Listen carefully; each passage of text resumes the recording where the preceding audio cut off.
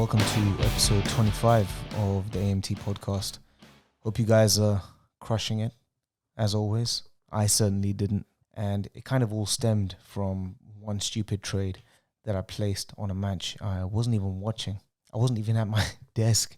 In fact, I was on the go. And in a fit of fury, one thing led to another, and I ended up giving even more money back to the market. The less said about it, the better. But at least the racing ticked over quite nicely, which is pretty ironic given that most of it was cancelled due to the bad weather. I think the lack of racing, coupled with my bad cricket trading, really forced me to be ultra disciplined and ultra selective with the races that I traded, and it really seemed to pay dividends. That's my theory anyway. Right now, as I'm recording, actually, I'm trading 2 test matches back to back, which are going really well. So that's going to put me at least evens on the cricket. These games don't settle till tomorrow, and then we got Cheltenham. So next week's going to be a real big one in terms of profit, and I'll speak about that in next week's episode. Anyway, today what I really want to talk about is the 5 major reasons why I think that people can't make a go of trading. Now, I've been doing this for several years, and I've made pretty much every mistake in the book. Nobody told me what to do. I had to learn the hard way. I also teach people how to trade, and having worked with several students now, I've realized that they make all the same mistakes that I made when I started out. So I'm pretty confident that this video is going to cover the fundamental issues that most people struggle with. So let's get to it. Number 1, over trading.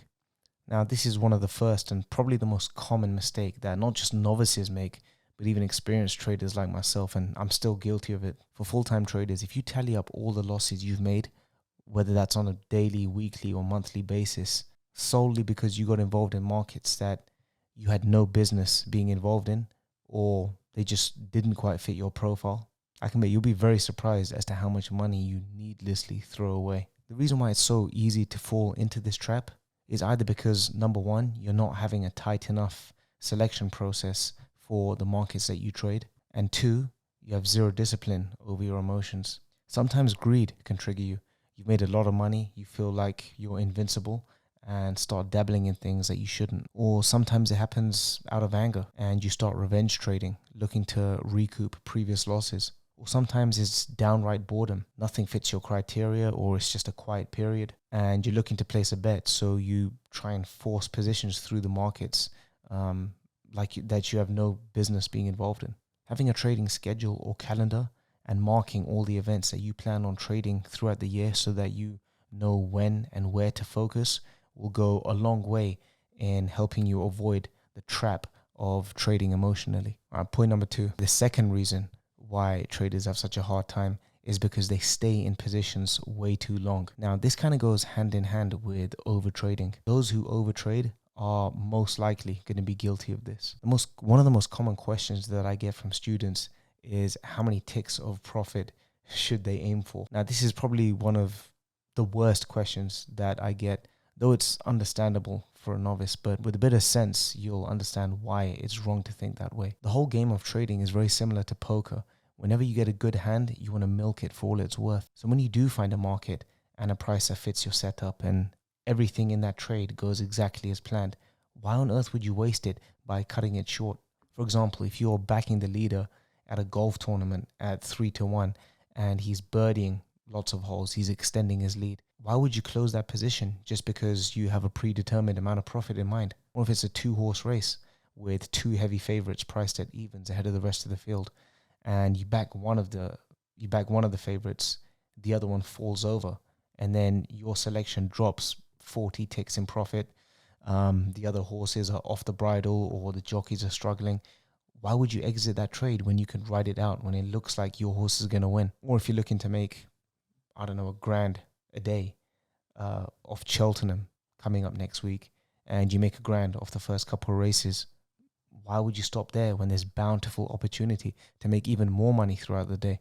I hope you get the picture. Predetermined targets for profit are absolutely nonsense because they're void of any logic. You should assess your position in the market based on what's actually influencing the price. If everything you forecasted would happen is happening, and all the information available is confirming your position, You want to maximize your profits by riding it out as long as possible. If you can no longer predict what is happening, that's your cue to get out, since you no longer have the edge in that trade. This is where most people go wrong.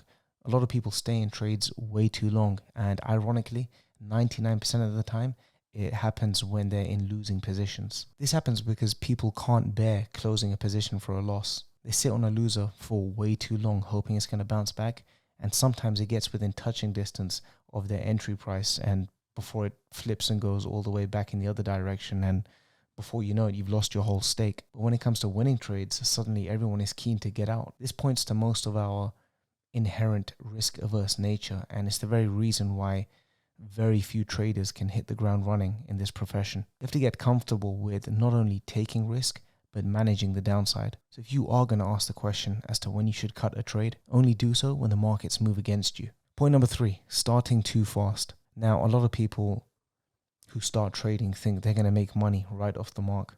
Because people can't rein in their expectations, they nearly always load up with a bankroll that's way too big, and they'll almost guaranteed lose it for the first 2 reasons I've already explained. Going too big too early is certainly one of the top 5 reasons that destroys your chances of profitability, for the following reasons. When you almost inevitably lose your bankroll, if it's money that you can't afford to lose, then you're never going to learn from those lessons because you've got no money left.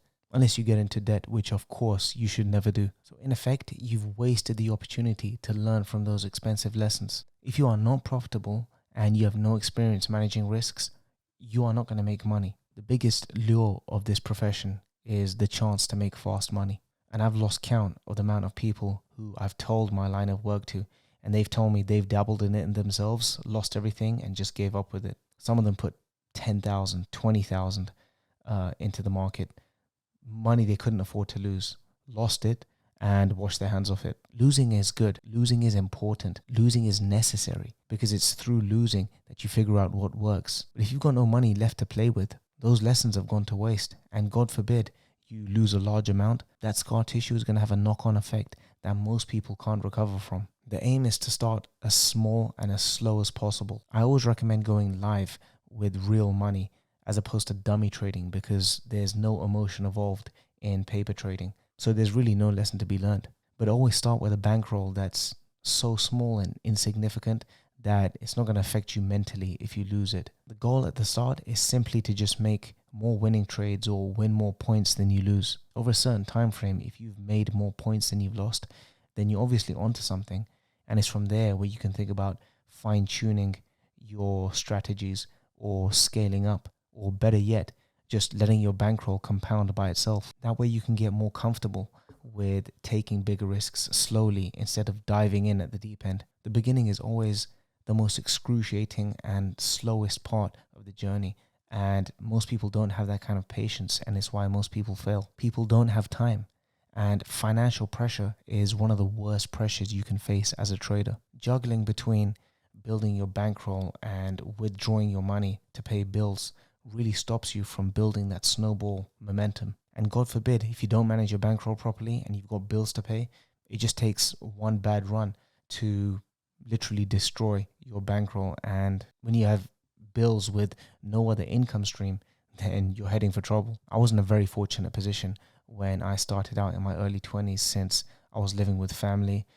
There was no bills, no mortgage, no misses, no credit cards, no kids to look after. I could afford to take risks and mess up and start over because I had time on my side. Your 20s are the year for taking risks, because as your adult life matures and living costs go up, the financial pressure and chances of you succeeding fall away exponentially. It's not impossible to make the transition to this line of work full-time in your 30s or 40s, but unfortunately most people underestimate the learning curve. I went all in and I got profitable relatively quickly. It took me around 3-4 months, but it took me a good few years before I could truly appreciate the cyclical nature of the markets through the calendar year and understand myself and kick those bad habits. Some of you may do it in a few months and kick on quicker than I did. Some of you may not even turn profitable for a year. Some of you may never do it. Everyone's learning curve is different, and more often than not, people really underestimate how hard the journey can be. So if you're not starting from a position of privilege like I did, you at least need another income stream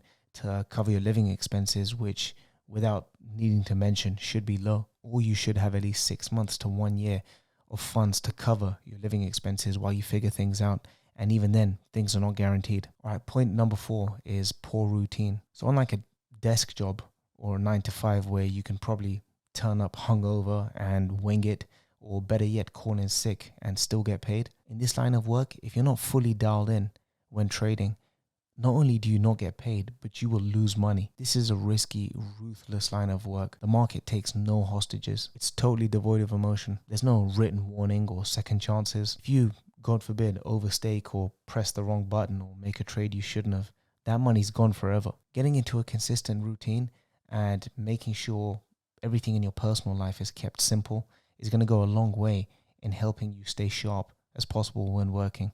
This point may well be one of those intangible things that you have to take care of, and it won't necessarily translate to better results in a linear fashion, but it absolutely helps, and anyone that does this line of work full-time can attest to that. If you have a chaotic personal life or toxic, bad relationships, or you have a messy and distracted work environment, or you're in poor health, just to name a few things, these things are going to weigh on your mind and have a knock-on effect on your performance and your decision making. Your personal life should mirror your professional life because they go hand in hand. Okay, point number 5. Last but not least, the journey never stops. There is no end game. There is no final level you ever reach as a trader. A lot of people stumble upon an edge and think they've cracked it. I'm guilty of doing that. I remember when I first figured out the resistance points in the pre-race markets on the horse racing, and I went through like a 2-3 month period where I profited obscenely, and I started thinking I'm going to make 100k a year for doing literally nothing. Back when I started, I remember hearing stories about guys who said such easy money was possible in the early days of the exchanges, but now it's much harder with people's edges running out due to more shrewd money coming in, more competitors, bots and sophisticated trading softwares. I didn't think much of it at the time, but I learned the hard way, because my edge slowly eroded to a point where I was barely profitable for a while on racing, and I had no idea what I was doing wrong. And it turns out I wasn't really doing anything wrong. Rather, it was the fact that the markets had changed. The prices started to whipsaw more violently. Pre-race prices wouldn't settle around the natural resistance points as they once would. The time frames had changed. And it was then I came upon the realization that long-term survival in this game is all about expanding as well as sharpening the weapons in your arsenal. This is especially the case for horse racing traders. Golf and cricket, I haven't really noticed that much difference in the prices over the years, but racing is so dynamic since there's so many variables that you have to account for. So it's a case of constantly evolving your edges. You have to always assume that others will eventually catch onto your edge and beat all the value at the price. The more competitors you have to compete against and the more information there is available, the more shrewd the prices are going to be and the less value there is for you to take. So you have two choices. One, you either adapt and survive, you dig deeper into the data and refine your edge, or two, you look elsewhere.